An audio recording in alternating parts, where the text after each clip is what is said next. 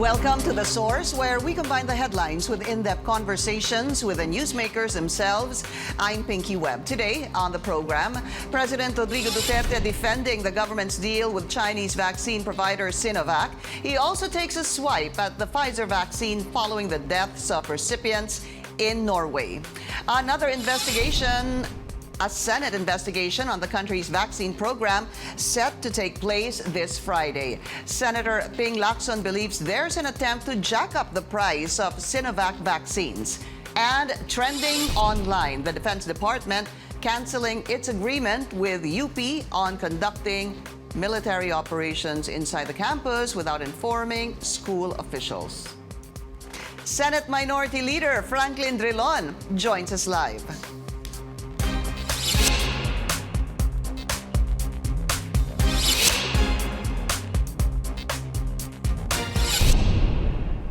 President Rodrigo Duterte responding to criticisms that government is favoring the Chinese-made Sinovac vaccine. The president says he himself has sought China for help to secure vaccines. Here's the president in his own words. Long before pumutok to, tumawag na ako kay President Xi Jinping. Tapos sabi ko, wala kaming resources. We do not know how to make it. Please do not forget the Philippines. But I was assured as early as pag-umpisa nito ni President Xi Jinping na hindi kita kakalimutan. I will not forget your country. So, hindi kita kakalimutan. Sabi niya, do not worry. The president also points out that there have been no deaths linked to the Sinovac vaccine. He then took a swipe at those who prefer the Pfizer-BioNTech vaccine, which has been linked to deaths of elderly patients in Norway. In a statement, Pfizer says they are aware of these reported deaths and they are now closely monitoring and coordinating with Norwegian health authorities. Meantime, senators will look into the government's vaccine program again this Friday. The Senator Ping Lacson believes there's an attempt to jack up the price of the Chinese-made Sinovac vaccines. Data from health officials said the cost is about 3,600 pesos for 2 doses. If there was no Senate inquiry, Lacson wonders if that price would have pushed through.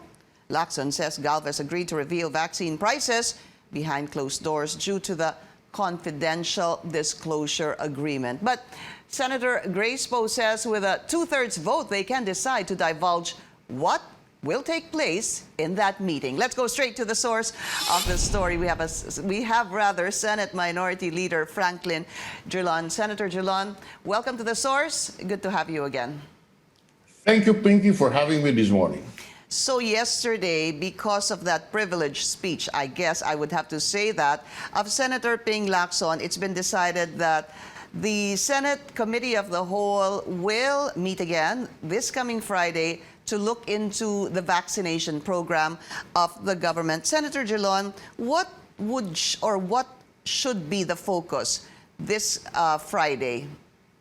Yes, it's good you raised that initial question up front, because to me, Pinky, the primary issue here is the confidence of the people in the vaccine to arrest the pandemic.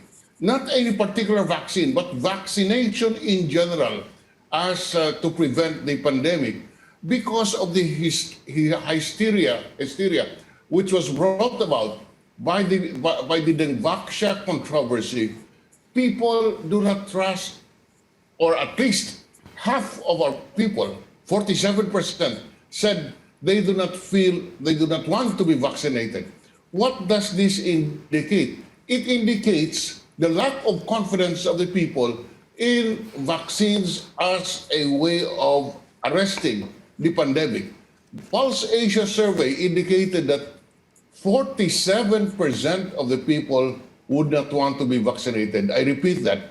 And given all of these issues, including the deaths by virtue of some who were in other countries who were vaccinated, the gold standard, apart from the pricing, the gold standard, the more important standard, is the safety and efficacy of the vaccines as a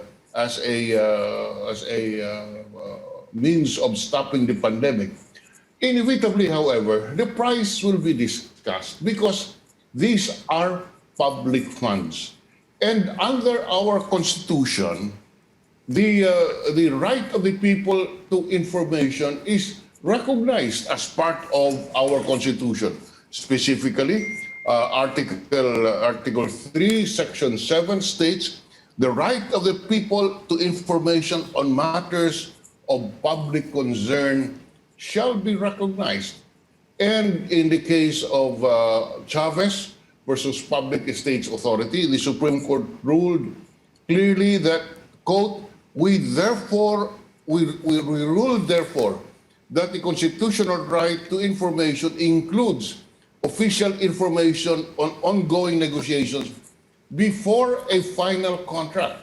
So there is basis for the Senate to inquire as to the prices that is set, not only because of these are public funds. Now, of course, the matter of the other factors. Efficacy.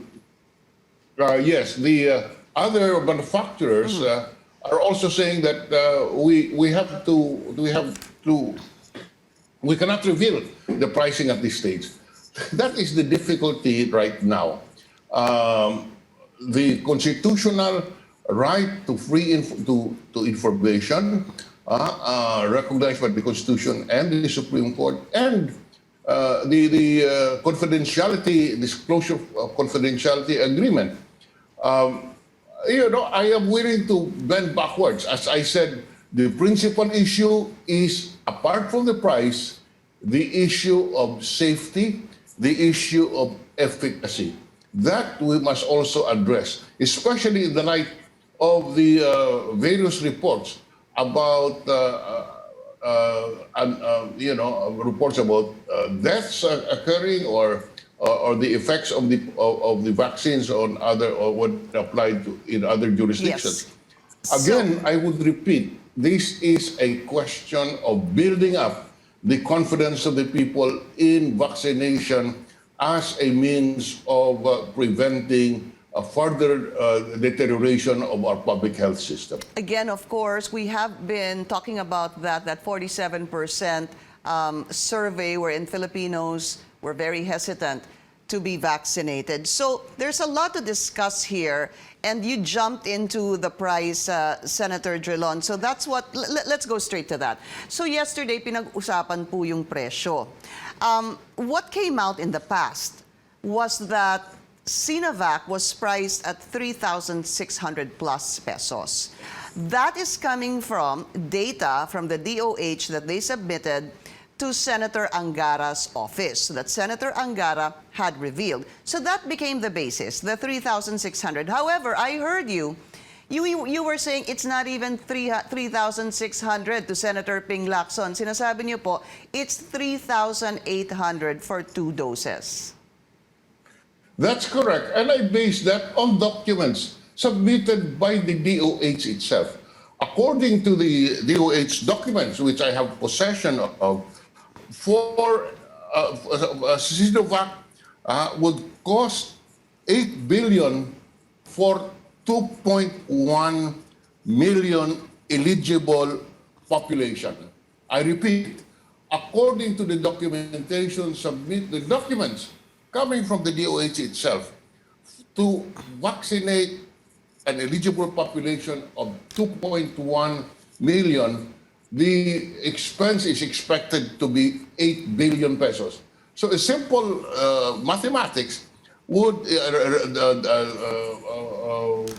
dividing 8 billion pesos by 2.1 million would give you a cost of the Sinovac at 3,809.52 for 2 doses. I emphasize, Pinky, this is not the figure of the Senate. This is from the DOH. Okay.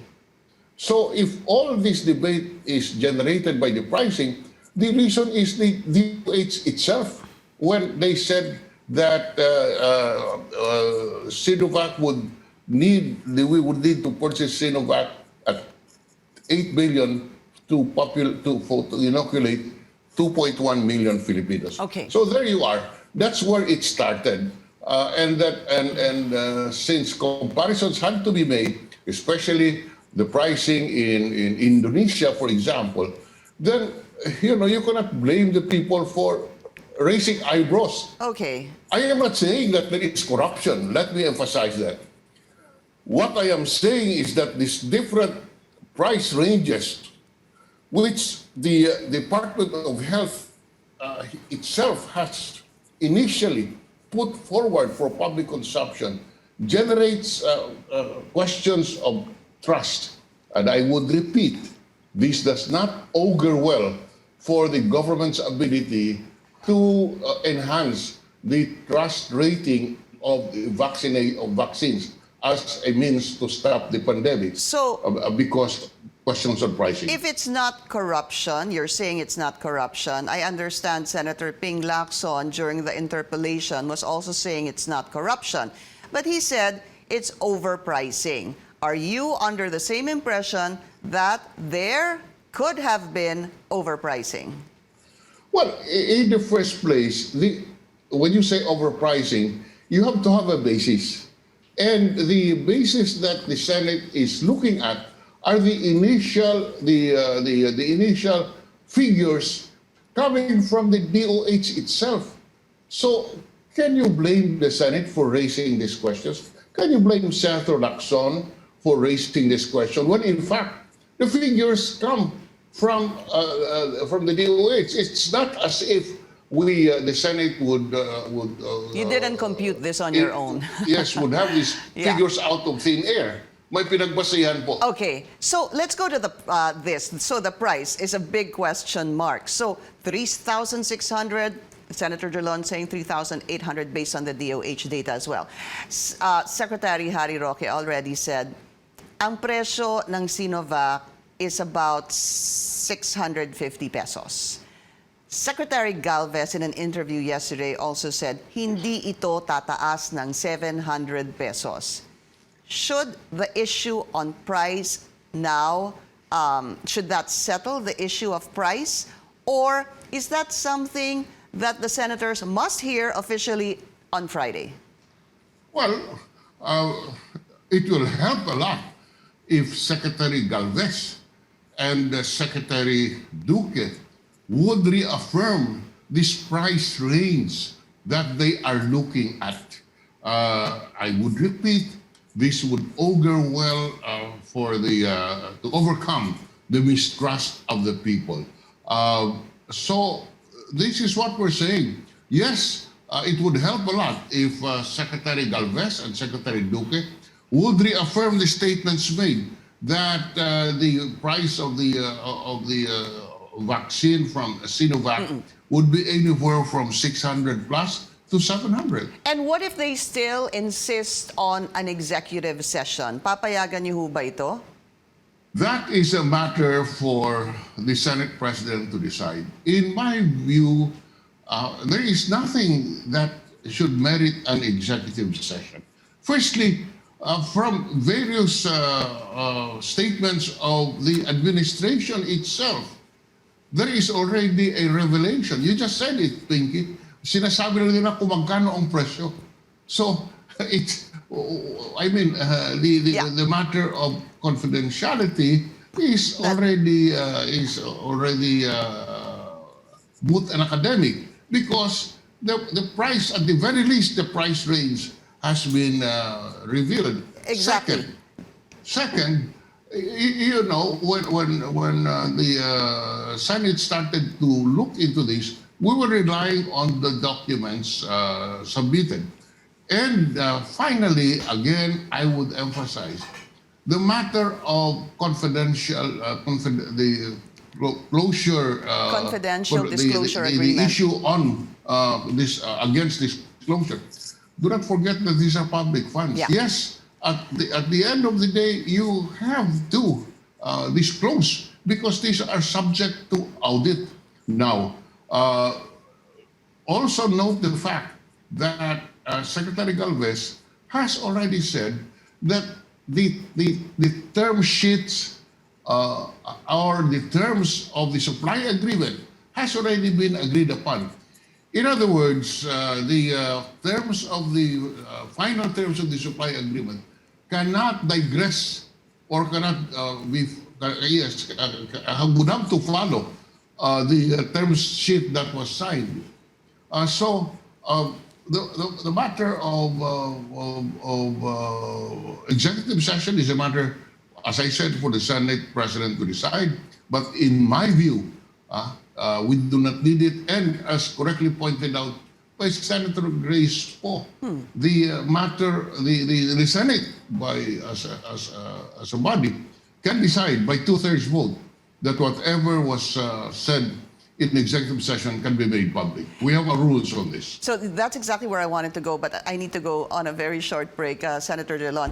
If Secretary Roque rather and Secretary Galvez are already revealing the ballpark, the question really is an executive session necessary to reveal the price? Ayan na nga po, sinasabi na nila yung ballpark na presyo po nito. So sabi ni Senator Drilon, to be clear Senator, you're against an executive session, but of course, it will be up to the Senate Committee of the Whole. We'll be taking a very short break. This is The Source on CNN Philippines. Please stay tuned.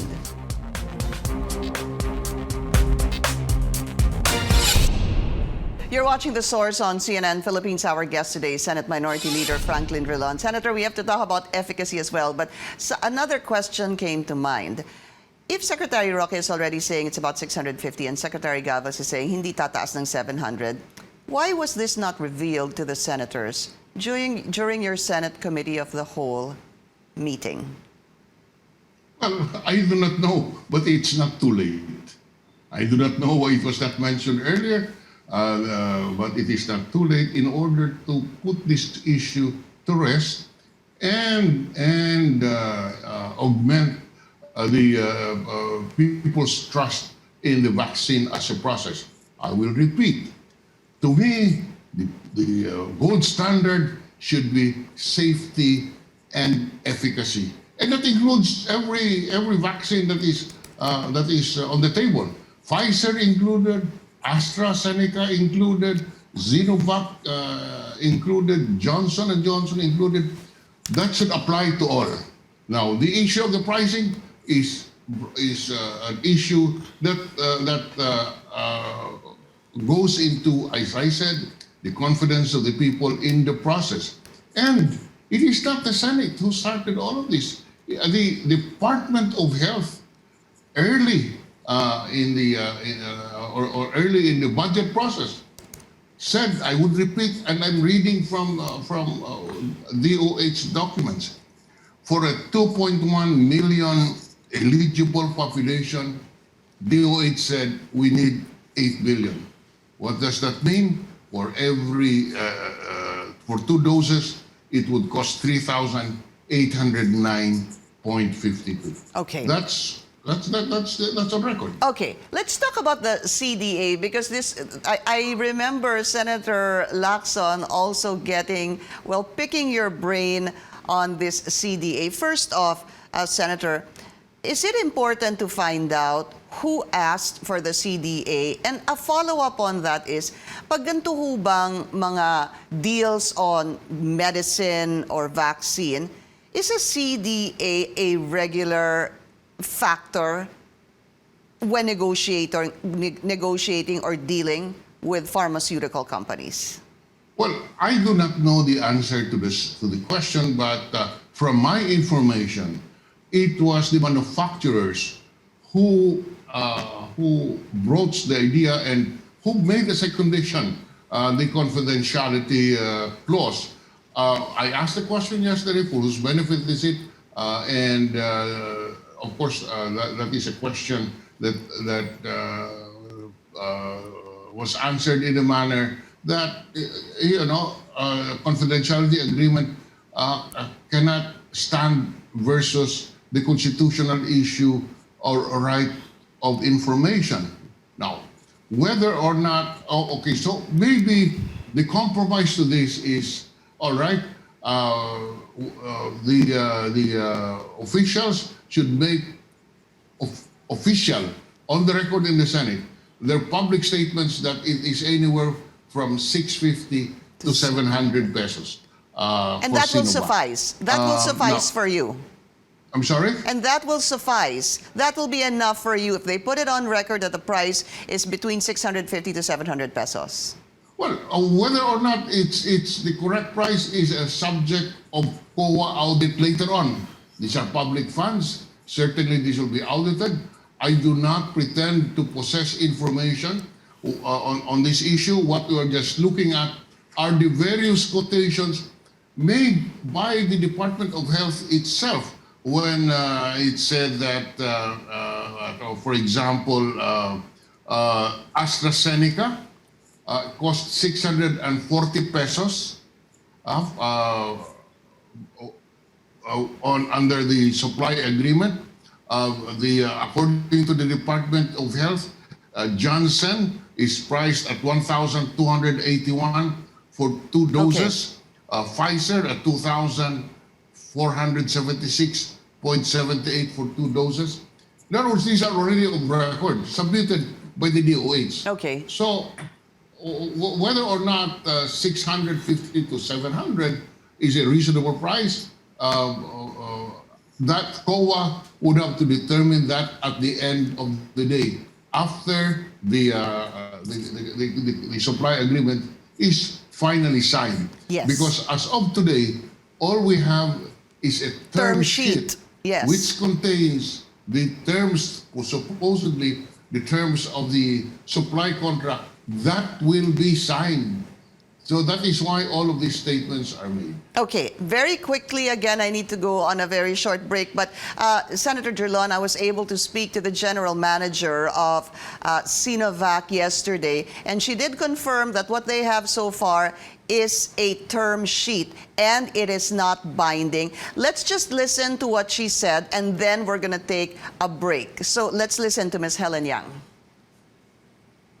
We actually engaged in discussion with the Philippine government of potentially providing 25 million doses. We have already entered into a term sheet with the Philippine government, and if it is approved, and we should discuss further on the definitive agreement. That is where we are, and we're also in parallel preparing the registration documents. Some of them already been submitted to the regulators, and we're still working on that.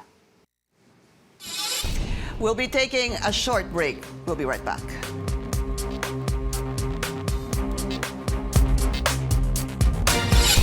You're watching The Source on CNN Philippines. Our guest today is Senate Minority Leader Franklin Drilon. Very quickly, sir, so sabi po ni Ms. Yang, it's a term sheet that is not binding, waiting for approval from the FDA for their their authority. So is that clear to you? That is clear to me. A term sheet is not binding in the sense that you can resort to the term sheet in order to compel with the signing or to force the signing of a supply agreement. I repeat, it is not binding in the sense that you cannot cite the term sheet agreement to compel the signing of a supply agreement. But the moment a supply agreement is signed, then a term sheet, the terms of the term sheet would have to be followed.